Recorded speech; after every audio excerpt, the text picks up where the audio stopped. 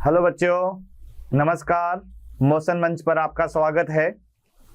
बेटे आज एक नया टॉपिक अपन लेकर आए हैं जिसका नाम होगा आनुवांशिक विकार। तो आनुवांशिक विकार के बारे में आज अपन को पढ़ना है। तो बेटे ये जो आनुवांशिक विकार होते हैं ये पीढ़ी दर पीढ़ी या एक पीढ़ी से दूसरी पीढ़ी में या अपने जनकों से अपनी संतानों में स्थानांतरण होते हैं। तो आइए बेटे देखते हैं कि आनुवांशिक विकार कौन कौन से होते हैं। तो इसमें अपन पहले आनुवांशिक विकार को पढ़ते हैं। तो यह आनुवांशिक विकार होगा, ये होगा बेटे हमारे पास में हीमोफीलिया, यानी हीमोफीलिया। ये याद रखना बेटे, हीमोफीलिया। और इस हीमोफीलिया के बारे में आपने पढ़ रखा होगा कि हीमोफीलिया एक आनुवांशिक रोग होता है बेटे, जो पीढ़ी दर पीढ़ी आगे बढ़ता है। ये रोग सबसे पहले इंग्लैंड के शाही घरानों में खोजा गया। तो इस रोग को रॉयल बीमारी भी कहा जाता है। इस रोग में बेटे क्या होता है कि जब चोट लग जाती है तो चोट लगने के साथ ही रक्त का थक्का नहीं जमता है। तो फिर जब रक्त का थक्का नहीं जमता है तो यह रक्त लगातार बहता रहता है और इस कारण से रोगी की मृत्यु हो जाती है। ये बेटे भी अपन इसमें देखेंगे कि अगर किसी रोगी पुरुष का विवाह किसी सामान्य महिला से करवा दिया जाए तो उनमें कौन कौन सी संतानें उत्पन्न होगी। तो सबसे पहले अपन चलते हैं, हीमोफीलिया का पहला बिंदु होगा हमारा, यह होगा खोजकर्ता, यानी खोज। तो इसको खोजा बेटे जॉन ऑटो ने, यानी जॉन ओटा ने इसको डिस्कवर किया, जॉन ओटा। तो ये थोड़ा ध्यान रखना बेटे, हीमोफीलिया को जो खोजा वह खोजा जॉन ओटा में। और कहां खोजा? ब्रिटेन के शाही घरानों में। तो शाही घरानों में खोजने के आधार पर इसको रॉयल डिजीज भी यहां पर आप कह सकते हो, रॉयल या फिर ब्लीडर रोग, रॉयल या फिर ब्लीडर्स रोग भी कहते हो। रॉयल तो इस आधार पर कहोगे बच्चों कि यह बीमारी रॉयल घरानों में, यानी इंग्लैंड की जो महारानी थी उनके शाही घरानों के अंदर इस बीमारी को खोजा। तो इस आधार पर तो इसको शाही रोग या फिर रॉयल रोग भी इसको आप कहेंगे। और इस रोग के अंदर लगातार ब्लड बहता रहता है, तो इस कारण से इस बीमारी को कहा जाता है यानी ब्लीडर डिजीज। तो याद रखना बेटे कि हीमोफीलिया ये एक प्रकार का आनुवांशिक रोग है जिस रोग में चोट लगने के कारण रक्त का थक्का नहीं जमता है और यह रक्त लगातार बहता रहता है और इस कारण से रोगी की मृत्यु हो जाती है। तो बेटे हीमोफीलिया को किसने खोजा? तो आपको याद रखना जॉन ओटा, यानी जॉन ओटा ने इसको डिस्कवर किया। और इस बीमारी को सबसे पहले शाही घरानों में डिस्कवर किया, तो इस कारण से इसको रॉयल डिजीज भी कहा जाता है या ब्लीडर्स डिजीज भी कहा जाता है। हीमोफीलिया एक प्रकार का, ध्यान रखना बेटे, यानी लिंग संलग्न वंशागति है। यानी हीमोफीलिया जो है वह है लिंग संलग्न वंशागति। यह भी आपको याद रखिएगा कि हीमोफीलिया एक प्रकार का लिंग संलग्न वंशागति है। यानी हीमोफीलिया की जो वंशागति होगी बेटे वह लिंग गुणसूत्रों के माध्यम से एक पीढ़ी से दूसरी पीढ़ी में मौजूद होगी। और इस हीमोफीलिया की जो जीन उपस्थित होगी, यानी यहां पर आपको ये तो पता लगेगा कि यह लिंग संलग्न वंशागति है। तो लिंग संलग्न वंशागति का मतलब कि हीमोफीलिया जो है वह लिंग गुणसूत्रों के माध्यम से एक पीढ़ी से दूसरी पीढ़ी में जाएगा। यानी हीमोफीलिया की जो जीन है वह लिंग गुणसूत्रों पर मौजूद होगी। तो वह कौन सा लिंग गुणसूत्र होगा? तो यहां पर आपको याद रखना है, यानी हीमोफीलिया की जीन। बेटे हीमोफीलिया की जो जीन है यह मौजूद होगी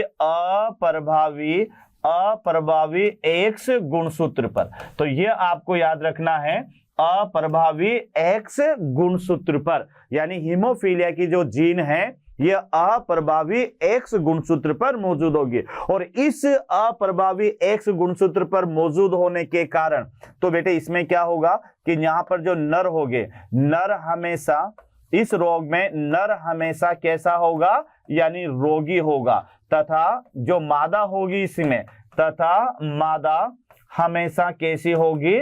यानी मादा हमेशा वाहक का कार्य करेगी या वाहक होगी। तो ये थोड़ा सा आपको याद रखना है कि हीमोफीलिया की जो जीन है यह अप्रभावी एक्स गुणसूत्र पर पाई जाती है और इस कारण से नर बेटे इस हीमोफीलिया रोग में हमेशा रोगी रहेंगे और जो मादाएं होगी ये मादाएं हमेशा वाहक का काम करेगी। देखिएगा मादा भी रोगी हो सकती है, लेकिन जब अप्रभावी समयुग्मनजी अवस्था में कोई जीन आ जाती है तो बेटे वह घातक जीन का काम करती है और घातक जीन की अवस्था में उस सजीव की मृत्यु उसकी भ्रूण अवस्था में ही हो जाती है। इस कारण से जो महिलाएं होगी वह अगर अप्रभावी समयुग्मनजी अवस्था में आ गई तो वह उनकी मृत्यु जो है भ्रूण अवस्था में हो जाएगी। तो जनसंख्या में पाए जाने वाली हीमोफीलिया की जो महिलाएं होगी वो बेटे वाहक के रूप में होगी। तो याद रखना कि हीमोफीलिया की बीमारी के अंदर जो नर होते हैं यह हमेशा वाहक का रोगी का काम करते हैं और जो मादाएं होते बेटे ये हमेशा वाहक का कार्य करती है।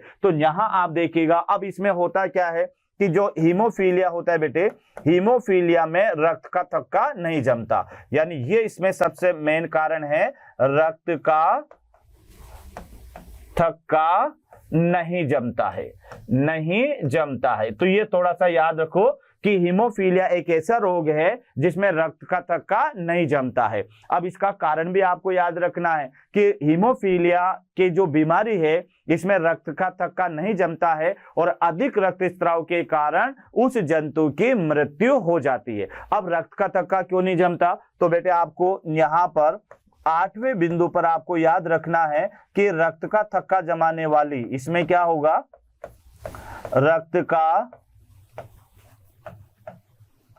थक्का जमाने वाली कैस्केड प्रोटीन, कैस्केड प्रोटीन इसमें क्या हो जाती है, निष्क्रिय हो जाती है।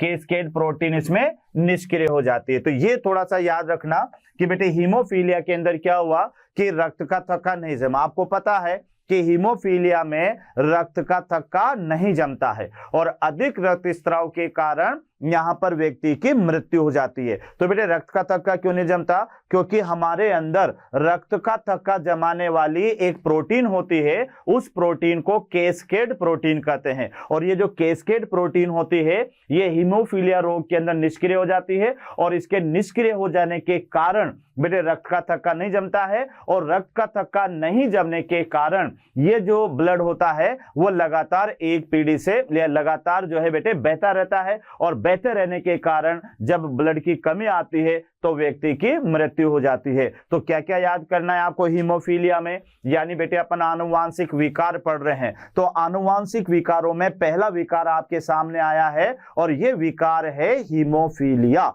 तो हीमोफीलिया एक ऐसी बीमारी है जिसमें बेटे रक्त का थक्का नहीं जमता है और अधिक रक्तस्राव के कारण व्यक्ति की मृत्यु होती है। यह सबसे पहले आपको याद रखना है। अब इसको शाही रोग क्यों कहा, तो एक बार फिर मैं रिपीट कर रहा हूं, क्योंकि बेटे इसे खोजा गया था इंग्लैंड के शाही घरानों के अंदर, यानी वहां पर जो रॉयल फैमिली होती है उसमें इस बीमारी को सबसे पहले डिस्कवर किया, तो इस कारण से इसको शाही रोग भी कहा जाता है। और चूंकि इसमें रक्त का थक्का नहीं जमता है तो इसे ब्लीडर यानी एक तरह से खूनी या ब्लीडर रोग भी इसको कहा जाता है। ये एक प्रकार की लिंग संलग्न वंशागति है। अगर आपको याद आ रहा हो तो बेटे अपने लिंग संलग्न वंशागति को दो भागों में बांटा था, एक तो एक्स लिंग संलग्न वंशागति और एक वाई लिंग संलग्न वंशागति। तो एक्स लिंग संलग्न वंशागति ये हीमोफीलिया, वर्णांधता, सिकल सेल एनीमिया, ये इसके एग्जाम्पल है। तो हीमोफीलिया एक प्रकार की लिंग संलग्न वंशागति है और इस हीमोफीलिया की जो जीन है, हीमोफीलिया की जो जीन है वह अप्रभावी एक्स गुणसूत्र पर पाई जाती है। यहां तक भी आपको याद हो गया। और अप्रभावी एक्स गुणसूत्र पर पाए जाने के कारण बेटे हीमोफीलिया जो है उसमें नर जो हो वो तो हमेशा रोगी होगा और जो मादाएं होगी वो हमेशा वाहक होगी। कभी कभी अगर मादाएं समयुग्मनजी अवस्था में अप्रभावी हो गई तो बेटे ये घातक जीन का काम करती है और घातक जीन वाली अवस्था के अंदर इन जो मादाएं होती है इनकी मृत्यु भ्रूण अवस्था में हो जाती है। तो जनसंख्या में अप्रभावी समयुग्मनजी मादाएं नहीं पाई जाएगी। तो ये आपको याद रखना है कि मादाएं इसमें वाहक होती है और नर हमेशा रोगी होते हैं। अब बात आती है कि हीमोफीलिया में क्या होता है, इसका लक्षण क्या है। तो बेटे क्या बताया था कि हीमोफीलिया में हीमोफीलिया में रक्त का थक्का नहीं जमता है। ये थोड़ा सा आपको याद रखना है कि हीमोफीलिया में रक्त का थक्का नहीं जमता है। क्यों नहीं जमता? तो बेटे रक्त को जमाने वाली एक प्रोटीन होती है जिसे कैस्केड प्रोटीन कहते हैं, और ये कैस्केड प्रोटीन जो है ये हीमोफीलिया में निष्क्रिय होती है, और निष्क्रिय हो जाने के कारण रक्त का थक्का नहीं जमता है। अब अपन देखते हैं कि हीमोफीलिया के कितने प्रकार होते हैं। तो यहां पर अगला जो पार्ट होगा बेटे हमारा ये होगा हीमोफीलिया के प्रकार, यानी यहां पर अपन देखते हैं हीमोफीलिया के प्रकार, हीमोफीलिया के प्रकार। तो हीमोफीलिया बेटे पहला प्रकार इसमें होगा हीमोफीलिया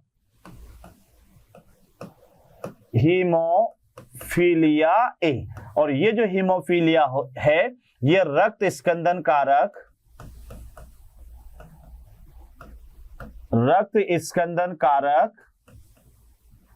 ये बेटे 8 में रक्त स्कंदन कारक 8 में से संबंधित है, में कमी मान लो या से संबंधित है।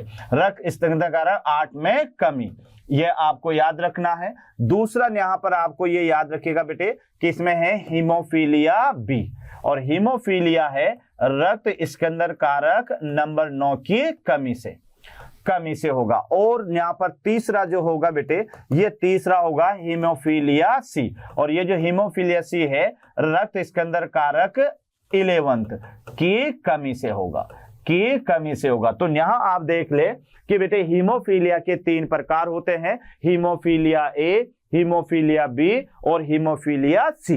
हीमोफीलिया जो ए है यह 8वें रक्त कारक की कमी की वजह से होगा, और जो बेटे हीमोफीलिया बी है वह 9वें रक्त स्कंदन कारक की कमी से होगा, और हीमोफीलिया सी है वह 11th यानी 11वें रक्त स्कंदन कारक की कमी से होगा। क्योंकि बच्चों ये तो आप भी जानते होंगे कि हमारे रक्त को जमाने के लिए 13 रक्त स्कंदन कारक मदद करते हैं, जिनका अधिकांश निर्माण हमारे यकृत में होता है। तो हीमोफीलिया जो संबंधित है रक्त स्कंदन कारक 8, रक्त स्कंदन कारक 9 और रक्त स्कंदन कारक 11, ये 3 रक्त स्कंदन कारकों की असामान्य अवस्था के कारण हीमोफीलिया रोग होते हैं। तो हीमोफीलिया जो ए है वह 8वें रक्त स्कंदन कारक से संबंधित होगा, हीमोफीलिया बी वह 9वें रक्त स्कंदन कारक से संबंधित होगा, और हीमोफीलिया सी ये 11वें रक्त स्कंदन कारक से संबंधित होगा। अब बेटे ये तो आपको इसका भी पता लग गया। अब आपको ये पता लगाना है कि जैसे किसी रोगी पुरुष का विवाह किसी सामान्य पुरुष से करवा दिया जाए तो कौन सी संतानें उत्पन्न होगी। तो यहां आपको याद रखना है बेटे, ये आपको याद रखना है कि हमारे पास में XY है, तो XY वाली अवस्था में इसे आप कहेंगे सामान्य नर, इसको आप कहेंगे सामान्य नर। लेकिन अगर ये XY और ये यहां पर हीमोफीलिया की जीन है तो अब इसे आप कहेंगे रोगी नर, यहां पर आप इसे कहेंगे रोगी नर। तो बेटे अगर रोगी नर का जीनोटाइप आपको याद रखना है तो X, H और Y, ये आपको इसका जीनोटाइप याद रखना है। ये यहां पर महिला है तो इसे आप कहेंगे सामान्य महिला। बेटे ये यहां पर हो जाएगी सामान्य महिला। तो सामान्य महिला अगर आ जाए तो उसका जीनोटाइप इस तरह से आप याद रखना है। और अगर बाय द वे कि यहां पर बेटे ये इस तरह से आ जाए तो इसे आप कहेंगे वाहक महिला, इसको आप बोलेंगे वाहक महिला। तो वाहक महिला में जो 2 X होते हैं उस पर आपको एक हीमोफिलिक X बनाना पड़ेगा। और अगर इस कंडीशन में आ जाए महिला, यहां पर ये भी H और H, तो फिर इसे आप कहेंगे रोगी महिला। लेकिन यहां पर बेटे ये यहां जो होती है ये काम करती है घातक जीन, और इस कारण से यहां पर महिला की भ्रूण अवस्था में ही मृत्यु हो जाती है। तो ये यहां पर जीनोटाइप आपको याद रखना है।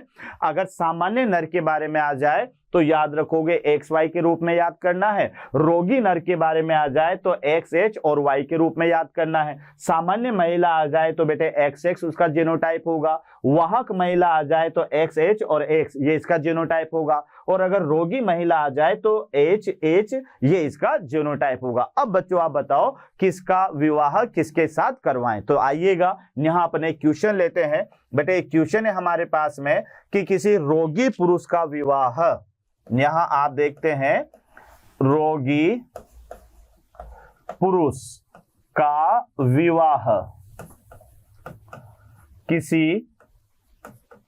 किसी वाहक महिला से कराया जाए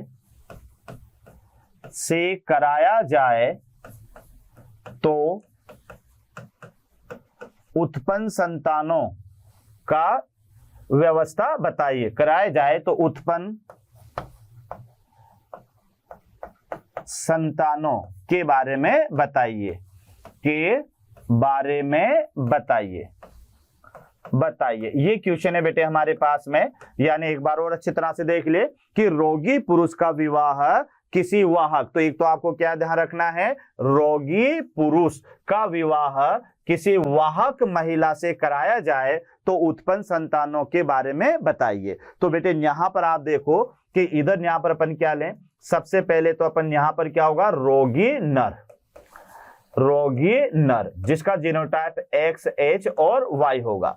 यहां अपन ने यहां पर लिया वाहक महिला, तो यहां अपन देखते हैं कि रोगी महिला, और इधर यहां पर अपन देखते हैं वाहक महिला। तो यहां अपन वापस इस पर आते बेटे, तो यहां पर एक तो रोगी नर है बेटे, ये ध्यान रखना, और एक क्या है यहां पर वाहक महिला। तो रोगी नर का जीनोटाइप तो ये है और वाहक महिला का जीनोटाइप ये है। तो यहां आप देखिएगा कि इससे दो तरह के युग्मक बनेंगे, XH और Y। इससे बेटे यहां पर दो तरह के युग्मक बनेंगे, यानी XH और X। अब देखो बेटे इसको इससे आप मिलाएंगे तो ये होगा XH और XH। ध्यान से देख लो, इसको बेटे अगर आप इससे मिलाएंगे तो ये बनेगा XH और X। अब यहां पर इसको इससे मिलाएंगे तो ये XH और Y, और इसको इससे मिलाएंगे तो XY। अब रिजल्ट देखो बेटे, तो रिजल्ट आपके पास में क्या मिला कि यहां पर 25% इसका जो रिजल्ट मिला बेटे यहां पर, तो इसका रिजल्ट आप देखिएगा कि 25%, तो यहां पर आपको मिले यानी XH, यानी ये क्या हुए, यानी रोगी महिला जो कि भ्रूण अवस्था में इनकी मृत्यु हो जाएगी। दूसरे नंबर पर अपन चले तो यहां पर आपको मिले 25% इसमें मिलेगी बेटे, यानी XH और X, यानी इसको आप कहोगे वाहक महिला, ये आपको याद रखना है। और 25% यहां पर आपको 25% बेटे आपको रिजल्ट मिलेगा X, Y और ये H, तो इसको आप क्या कहोगे, तो ये हो जाएगा यहां पर रोगी नर। और एक यहां पर 25% जो मिलेगा वह XY, यानी यहां पर होगा सामान्य नर। तो कहने का मतलब इसमें सामान्य महिला नहीं मिलेगी। तो बच्चों आप देख लो कि यहां पर पहला तो एक तो रोगी पुरुष का विवाह किसी वाहक महिला से कराएं, तो रोगी पुरुष का जीनोटाइप है XH और Y, और वाहक महिला का जीनोटाइप है XH और X। अब इनको युग्मक की फॉर्म में लेके आ जाओ, तो XH और Y इधर युग्मक की फॉर्म में लाओगे बेटे तो XH और X। अब इस XH को इससे मिलाएंगे तो यहां पर ये XH और XX, तो एक रिजल्ट तो हमारे पास में ये मिला। उसके बाद में इस XH का फिर जो गैमेट है वो इस X से मिलाएंगे तो XH और केवल X, तो ये तो हमारे पास में क्या है, रोगी महिला, और ये है बेटे वाहक महिला। फिर Y को अपन इस X से मिलाएंगे तो XH और Y यानी रोगी पुरुष होगा, और इस Y को इस X से मिलाएंगे तो ये सामान्य पुरुष होगा। तो रिजल्ट क्या मिला हमें, 25% तो रोगी महिला, 25% वाहक महिला, 25% रोगी जो है नर, और 25% जो मिला बेटे वो मिला हमें यहाँ पर 25% जो यहाँ पर मिला बेटे वो मिला हमारे पास में सामान्य नर। तो इस तरह से ये टॉपिक था हमारे पास में हीमोफीलिया। तो बेटे ये समझ में आ गया होगा। अब आगे बढ़ते हैं अपन हीमोफीलिया के बाद में अगला जो रोग आता है हमारे पास में, ये रोग होगा वर्णांधता। अगली जो यहाँ पर अगला जो रोग है बेटे, तो ये रोग है वर्णांधता।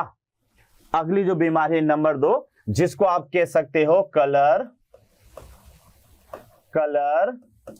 ब्लाइंडनेस। कलर ब्लाइंडनेस, तो बच्चों ये याद रखना, यानी वर्णांधता। अगली जो बीमारी है या अगला जो आनुवांशिक विकार है, तो यह आनुवांशिक विकार है वर्णांधता। बच्चों आपने नाम सुना होगा कि हमारे रेटिना के अंदर सलाका और शंकु होते हैं। तो बेटे जो सलाका होते हैं वह रंग भेद में मदद करते हैं। तो कभी कभी क्या होता है कि एक ऐसा रोग हो जाता है जिसके कारण जो पुरुष होता है या महिला होती है बेटे, वह लाल, हरा और नीला ये 3 रंगों में भेद नहीं कर पाता है। तो 3 रंगों में भेद नहीं कर पाता है, तो इस बीमारी को कहा जाता है वर्णांधता। तो बेटे ये वर्णांधता का जो परीक्षण होता है ये कहां कहां जरूरी है, तो एक तो बेटे ये मिलिट्री के अंदर ये परीक्षण बहुत जरूरी है, और एक जो है रेलवे डिपार्टमेंट में ये बहुत जरूरी है। अब देखिएगा कि रेलवे डिपार्टमेंट में मान लो कोई ड्राइवर है, अब रेल का ड्राइवर है और उसको ये वर्णांधता है, आगे से कोई लाल झंडी दिखा रहा है कि भाई पुलिया टूट रही है, इधर मत आइएगा, ट्रेन रोक दीजिएगा, लेकिन बेटे वो लाल रंग में भेद नहीं कर पा रहा है, तो क्या होगा, वो ट्रेन को चलाता जाएगा और ट्रेन दुर्घटनाग्रस्त हो जाएगी। इसी तरह से कोई मिलिट्री में कैप्टन है और आगे दूसरी टीम जो है बेटे फंसी हुई है और वहां लाल झंडा वो दिखा रही है कि इधर मत आना, इधर खतरा है, लेकिन ये जो कैप्टन है ये लाल रंग में भेद नहीं कर पा रहा है क्योंकि ये वर्णांधता वाला है, तो ये अपनी टीम को भी उधर ले जाएगा तो खुद मरेगा और साथ में और सैनिक को भी मारेगा। तो रेलवे डिपार्टमेंट के अंदर और जो है आर्मी डिपार्टमेंट के अंदर बेटे ये वर्णांधता का पहले टेस्ट होता है, उसके बाद में जो है ये यहाँ पर इनको भर्ती किया जाता है। तो वर्णांधता में मैंने क्या बताया बेटे आपको कि वर्णांधता में लाल, हरा और नीला ये 3 रंगों में कोई व्यक्ति भेद नहीं कर पाता है, तो ऐसी बीमारी को वर्णांधता कहा जाता है। और ये वर्णांधता बेटे 3 तरह की होगी, जैसे एक तो प्रोटोनोपिया, ड्यूटेरोनोपिया और ट्राइटोनोपिया। प्रोटोनोपिया में बेटे यानी लाल रंग में भेद नहीं कर पाएगा, ड्यूटेरोनोपिया में हरे रंग में भेद नहीं कर पाएगा, और जो है लास्ट में है बेटे ट्राइटो, वो जो है नीले रंग से संबंधित है। तो आइएगा ये वर्णांधता क्या है, तो सबसे पहले वर्णांधता का पहला पॉइंट आप लेना बेटे डिस्कवर यानी खोज। तो इसको जो खोजा ये खोजा बाय हॉर्नर। तो याद रखना एक वैज्ञानिक हुआ है बेटे हॉर्नर, जिसके द्वारा इस वर्णांधता को खोजा गया। हीमोफीलिया की तरह ही वर्णांधता भी कौन सी बीमारी है, तो बेटे ये भी लिंग संलग्न वंशागति है। ये भी है लिंग संलग्न वंशागति। लिंग संलग्न वंशागति। तो याद रखना वर्णांधता भी कौन से रोग है, लिंग संलग्न वंशागति है। यानी वर्णांधता है, हीमोफीलिया है, सिकल सेल एनीमिया है, ये बेटे लिंग संलग्न वंशागति है, और वो भी कौन सी, एक्स वाली है, एक्स लिंग संलग्न वंशागति। तो फिर इसकी जो जीन होगी, यानी यहां पर आप याद रखना वर्णांधता की जीन, वर्णांधता की जो जीन है, इसकी जो जीन है बेटे, ये जीन आपको मिलेगी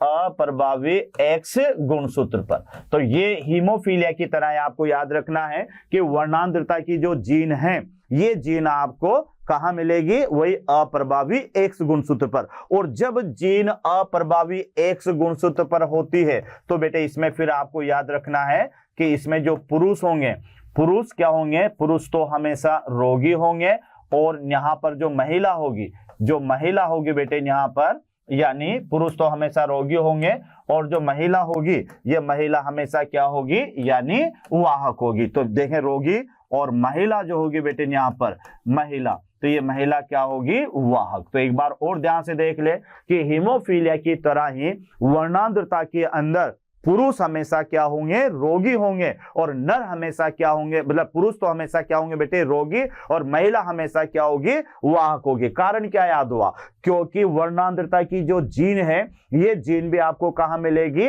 वही अप्रभावी एक्स गुणसूत्र पर मिलेगी। अब इस बीमारी में होगा क्या, तो इस बीमारी में बेटे याद रखना कि जो भी रोगी होता है, यानी जो भी रोगी होता है बेटे, तो रोगी यहां पर लाल, याद रखना बेटे, लाल, हरे और नीले रंग में भेद नहीं कर पाता, भेद नहीं कर पाता है, नहीं कर पाता है। तो ये आपको याद रखना है, ये सबसे इंपॉर्टेंट है कि वर्णांतरता होती क्या है। तो वर्णांतरता में जो रोगी होता है, ये रोगी बेटे 3 रंगों में भेद नहीं कर पाएगा। पहले नंबर पे लाल रंग में भेद नहीं कर पाएगा, नीले रंग में भेद नहीं कर पाएगा, और हरे रंग में भेद नहीं कर पाएगा। तो ये कैसे पता चलेगा हमें कि ये व्यक्ति लाल, हरे और नीले रंग में भेद नहीं कर पा रहा, तो बेटे वर्णांतरता का एक परीक्षण होता है, यानी वर्णांतरता परीक्षण, वर्णांतरता का एक परीक्षण होता है। तो उस परीक्षण को यहां पर अपन देखेंगे। वर्णांतरता का एक परीक्षण होता है, हाँ, तो यहां पर ये जो वर्णांतरता है, तो वर्णांतरता का एक परीक्षण होगा बेटे, वर्णांतरता का परीक्षण। तो वर्णांतरता का जो परीक्षण है, इसको बोलते हैं इशिहारा, इशिहारा टेस्ट। ये थोड़ा सा आपको याद रखना है कि वर्णांतरता का एक परीक्षण होता है, और इस परीक्षण को इशिहारा टेस्ट कहते हैं, इशिहारा टेस्ट। तो एक बार अपन रिपीट कर लें, अपन पढ़ के आ रहे हैं बेटे, वर्णांतरता। तो वर्णांतरता में ये सबसे इंपॉर्टेंट पॉइंट याद रखना है कि जो रोगी होता है वह लाल, हरे और नीले रंग में भेद नहीं कर पाता है। तो फिर यहां पर याद रखना कि वर्णांतरता का जो परीक्षण है वह इशिहारा टेस्ट से किया जाता है। तो इशिहारा टेस्ट में क्या होता है बेटे कि यहां पर एक गोला होता है, इसमें अलग अलग तरह के डॉट्स होते हैं, है ना, इस तरह से यहां पर ये डॉट्स होते हैं। तो ये जो डॉट्स होते हैं, इन डॉट्स के अंदर लाल, हरे, नीले डॉट्स होते हैं। इनको गिना जाता है कि कितने लाल है, कितने हरे हैं और कितने नीले हैं। अगर कोई व्यक्ति सही तरह से गिन पाता है तो फिर वो टेस्ट नेगेटिव आता है। अगर कोई व्यक्ति इन लाल, हरे, नीले बिंदुओं को सही तरह से नहीं गिन पाता है तो फिर अपन कहेंगे कि ये वर्णांतरता पॉजिटिव है। ये जो वर्णांतरता है बेटे, ये वर्णांतरता 3 प्रकार की होती है यहाँ पर, यानी आपको याद रखना है कि इसके जो टाइप्स होंगे, यानी वर्णांतरता के जो प्रकार हैं, प्रकार में इसमें पहला प्रकार तो आपको याद रखना है, इसको कहा जाता है प्रोटोनोपिया। प्रोटोनोपिया ये संबंधित होगी लाल रंग से, ये लाल रंग से संबंधित है। दूसरी जो यहां पर आपको याद रखना है, ये होती है बेटे ड्यूटेरोनोपिया। ड्यूटेरोनोपिया ये यहां पर जो है हरे रंग से संबंधित है, ये ध्यान रखना, ये हरे रंग से संबंधित है। और तीसरे नंबर की जो यहां पर होती है, ये होती है बेटे यहां पर ट्राइटोनोपिया, ट्राइटोनोपिया, नोपिया, और ये यहां पर होगी नीले रंग से संबंधित, ये नीले रंग से संबंधित होगी। तो बच्चों यहां पर अच्छी तरह से देख ले कि यहां आप ये देखिएगा कि जो वर्णांतरता है, ये वर्णांतरता का परीक्षण तो इशिहारा टेस्ट कहलाता है, और ये 3 तरह की होगी। प्रोटोनोपिया जो लाल रंग में भेद करने से संबंधित है, ड्यूटेरो हरे रंग से संबंधित है, और ट्राइटो नीले रंग से संबंधित है। तो बच्चे एक बार फिर देख लें आप यहाँ पर कि वर्णांतरता जिसको हॉर्नर ने खोजा गया, और ये वर्णांतरता भी एक प्रकार का लिंग संलग्न वंशागति है, इतना याद रखना है। वर्णांतरता की जो जीन है वह अप्रभावी एक्स गुणसूत्र पर पाई जाती है, यह आपको याद रखना है। और इस रोग में वर्णांतरता में पुरुष हमेशा रोगी होंगे और महिला हमेशा वाहक होगी, और जीनोटाइप वही रहेगा जो अपन ने वहां पर पहले लिखा था। और इसी तरह से रोगी इसमें लाल, हरे, नीले रंग में भेद नहीं कर पाता है। वर्णांतरता का जो परीक्षण है वह इशिहारा टेस्ट कहलाता है, और ये 3 प्रकार की होती है, प्रोटोनोपिया, ड्यूटेरोनोपिया, ट्राइटोनोपिया। प्रोटो जो लाल रंग से संबंधित है, ड्यूटेरो हरे रंग से संबंधित है, और ट्राइटो नीले रंग से संबंधित है। इसमें भी एक क्वेश्चन होता है बेटे कि अगर किसी सामान्य पुरुष का विवाह किसी जो है वाहक महिला से करा दिया जाए तो बताओ उसकी संतानें क्या होगी। तो यहाँ देखते हैं एक क्वेश्चन, यहाँ पर अपन देखते हैं बेटे, ये क्वेश्चन है हमारे पास में, किसी सामान्य पुरुष का विवाह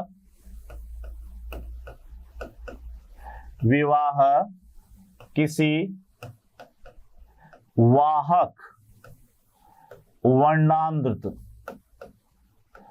वाहक वर्णांध्र महिला से कराया जाए, किसी वर्णांध्र महिला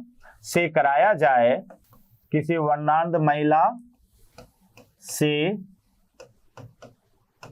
कराया जाए तो उत्पन्न संतानों के बारे में बताइए। तो उत्पन्न संतानों के बारे में बताइए। तो बेटे उसी तरह से आपको याद रखना है कि जीनोटाइप आपको वही याद रखना है। पहले यहां पर आप लोगे सामान्य पुरुष, यहां पर आप लेंगे सामान्य पुरुष और सामान्य पुरुष का जीनोटाइप होगा XY। इधर यहां पर आप लेंगे वाहक महिला, यहां पर आप लोगे वाहक महिला, तो वाहक महिला का जो जीनोटाइप होगा वह XX और ये वर्णांधता की जीन यहां पर होगी। तो ये तो आपको याद रखना है कि सामान्य पुरुष है तो उसका जीनोटाइप XY होगा, और वाहक महिला है तो बेटे एक ही X पर जीन होगी, एक पर नहीं होगी। इनके युग्मक आप देखिएगा तो इससे जो युग्मक बनेंगे वह X और Y बनेंगे, इससे जो गैमेट बनेंगे बेटे वह X और X, और ये X हमारे पास में ये जीन वाला है। अब इसको यहाँ पे इससे मिलाएंगे तो X और X यहाँ पर ये रिजल्ट मिलेगा, इसको बेटे इससे मिलाएंगे तो X और X हमें ये रिजल्ट मिलेगा। यहाँ पर अपन इसको मिलाएंगे तो XY ये हमें रिजल्ट मिलेगा, और इसको यहाँ से इसको मिलाएंगे XY हमें ये रिजल्ट मिलेगा। तो बेटे यहाँ पर ये दोनों की दोनों जो महिलाएं हैं ये कैसी महिलाएं हैं, ये महिलाएं हैं सामान्य महिला। तो सामान्य महिला यहाँ पर कितने परसेंट हुई, 50%। तो ये आपको थोड़ा सा याद रखना है कि सामान्य महिला जो होगी बेटे ये यहाँ पर सामान्य महिला होगी 50%। उसके बाद में ये यहाँ पर हमारे पास में होगा रोगी नर, तो ये रोगी नर होगा 25%, और ये होगा यहाँ पर सामान्य नर, और सामान्य नर भी यहाँ पर 25% होगा। तो ऐसे कई सारे क्वेश्चन आते हैं और इन क्वेश्चनों को आप ध्यान से देखेंगे तो बेटे सोल्व हो जाएंगे, लेकिन आपको पहले इनका जीनोटाइप याद रखना रहेगा कि अगर सामान्य नर पूछा जाए तो XY आएगा, सामान्य महिला पूछा जाए तो XX आएगा। अब रोगी नर पूछा जाए तो X के ऊपर जीन आएगी बेटे, Y के ऊपर नहीं आएगी, और अगर रोगी महिला है तो दोनों X पर जीन आएगी, और अगर वाहक महिला पूछी जाए तो एक X पर जीन होगी, एक पर नहीं होगी। तो इस क्वेश्चन में आपको क्या याद है कि बेटे यहाँ पर सामान्य पुरुष का विवाह किसी वर्णांध्र वाहक महिला से कराया जाए, ये ध्यान रखना, वर्णांध्र वाहक महिला से कराया जाए तो उत्पन्न संतानों के बारे में बताइए। तो 50% संतानें सामान्य लड़कियां होगी, और 25% जो लड़के वो बेटे रोगी होंगे, और 25% जो लड़के हैं वह सामान्य होंगे। तो इस तरह से ये हमारे पास में एक टॉपिक था बेटे जिसको अपन ने यहाँ पर कहा वर्णांध्रता। तो याद रह जाएगा वर्णांध्रता, यानी वर्णांध्रता जो है वह बेटे एक प्रकार की ऐसी बीमारी है जिसमें जो रोगी पुरुष या रोगी जो महिला या पुरुष होता है वह लाल, हरे और नीले रंग में भेद नहीं कर पाता है, और इस आधार पर ये लाल, हरे, नीले रंग के आधार पर ये 3 प्रकार की होती है। प्रोटोनोपिया जो लाल रंग से संबंधित है, ड्यूटेरोनोपिया जो हरे रंग से संबंधित है, और ट्राइटोनोपिया जो नीले रंग से संबंधित है। तो ये तो था हमारे पास में, यानी कौन सा जो है वर्णांध्रता।